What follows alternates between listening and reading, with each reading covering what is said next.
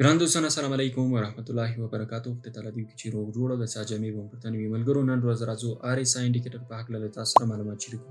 څه ډول یو انډیکیټر دا او څه ډول د دې پر اساس باندې موږ پوهیدلی شو چې مارکیټ اوس بولش دا یا بیرش حالتونو ته روان ده.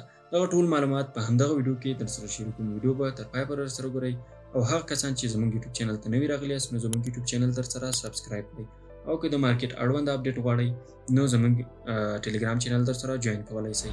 ملګرو RSI انډیکیټر هغه انډیکیټر ده چې زیاتره ټریډران له دې انډیکیټر څخه استفاده کوي او یو له مهمو انډیکیټرونو څخه ده. د دې څخه مخکې چې ټریډینګ ویو ته راسو راځو دلته یو څه ډایورجنس پیژنو، بولش او بیرش ډایورجنس. عموما هر کله چې RSI انډیکیټر د پرایس اکشن په مخالف جهت باندې حرکتونه تر سره کړل، په داسې حالتونو کې موږ کولی سو وښایو چې نور به مارکیټ یا پورته خواته که چېرته بولش وي پورته خواته او که چېرته بیرش وي نو ښکته خواته د راغورځېدو امکان شته. اوس په داسې حالتونو کې وګورئ مارکیټ د RSI انډیکیټر سره په مخالف جهت باندې روان ده. دلته لوور های رامنځته کړی، لوور های او دلته په انډیکس کې یا په RSI انډیکیټر کې لوور لو رامنځته شوي دي چې دلته یو مخالف جهت رامنځته شوی ده. کولی شو دلته هم وګورو بیرش ډایورجنس هم وګورو. دلته هایر های رامنځته شوي، ولې دلته لوور های رامنځته شوي په ډایورجنس کې. نو دغسې حالتونو کې مارکیټ راغورځېدلی شي او په داسې حالتونو کې مارکیټ پورته خواته تللی شي. یعنې که ښکته خواته موږ ټرینډ لاین رسم کړو او د پرایس اکشن سره دغه RSI انډیکیټر په مخالف جهت باندې روانو نو په داسې حالتونو کې موږ ویلی شو چې نو مارکیټ بولیش حالت ده. او ولې که چېرته دغسې حالتونو کې پورته خواته یو موږ ټرینډ لاین رسم کړو، په داسې حالتونو کې که چېرته د مارکیټ او RSI انډیکیټر یو بل سره په مخالف جهتونو باندې حرکات تر سره کوي، په داسې حالتونو کې د مارکیټ د راغورځېدو یا د هماغه کوین د راغورځېدو چانس شته. خو په کومو ټایم فرېمونو کې عموما په یو ساعته یا لوړ ټایم فرېمونو کې ډېره ښه نتیجه ورکوي. راځو موږ ټریډینګ ویو اپلیکیشن راخلاصوو. دلته موږ اوس انډیکیټر ته راځو. انډیکیټر کې موږ RSI باندې کلیک کوو. RSI صحیح ده. RSI چې کله تاسو ولیکو دلته ریلیټیو ټرینډ انډیکس په دغه باندې به کلیک وکړئ. کله چې په دې باندې کلیک وکړو دلته موږ سره دغسې یو انډیکس یا انډیکیټر اډ شي. دلته اوس سیټینګ ته راځو، یو څه سیټینګ وربدلو. کلوز د سورس کې به تاسو کلوز پر ځای باندې څه انتخاب کوئ، راځو اوپن های لو کلوز په دغه باندې به کلیک وکړئ. د همدې پر اساس باندې موږ ته کینډل حسابوي. 14 کینډل نه زه ورته یم. دلته لینث د RSI لینث چې ده هدف دی هغه 14 کینډلو پر اساس دی، 2 کینډلو پر اساس.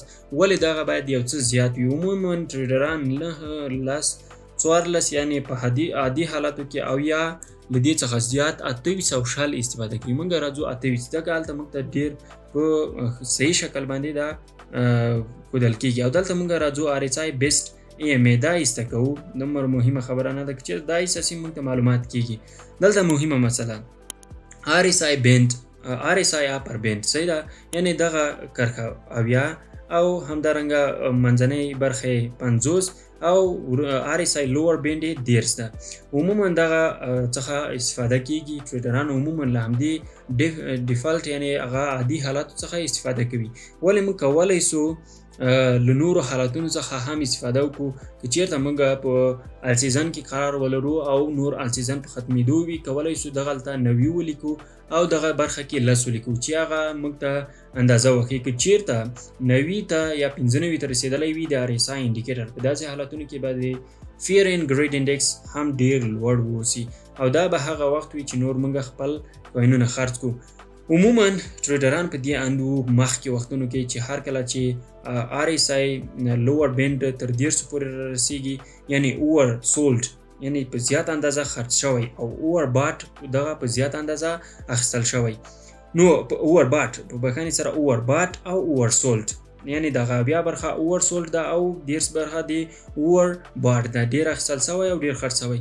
دغسې حالتونو کې به دوی اخیستل او په دغه حالتونو کې به دوی خرڅول. دا یو څه صحیح خبره ده. ولې په ټوله کې اوس حالتونو کې زیاتره ټریډران په دې اند دي هر کله چې مارکیټ له دغه منځنۍ برخې څخه پورته خواته وي موږ په بولیش مارکیټ کې قرار لرو. ولې له دې څخه راښکته کېږي موږ په بیرش مارکیټ کې قرار لرو، قیمتونه ښکته خواته راغورځېدلی سي. نو عموما اوس وختونو کې هر کله چې دلته تاییدي رامنځته کېږي له 50 کرښې څخه ښکته دوی هلته له ځان سره کوینونه خرڅوي او که چېرته پورته خواته ځي له 50 څخه پورته کېږي او تاییدي څخه وروسته موږ کولی شو موږ بیا کوینونه واخلو.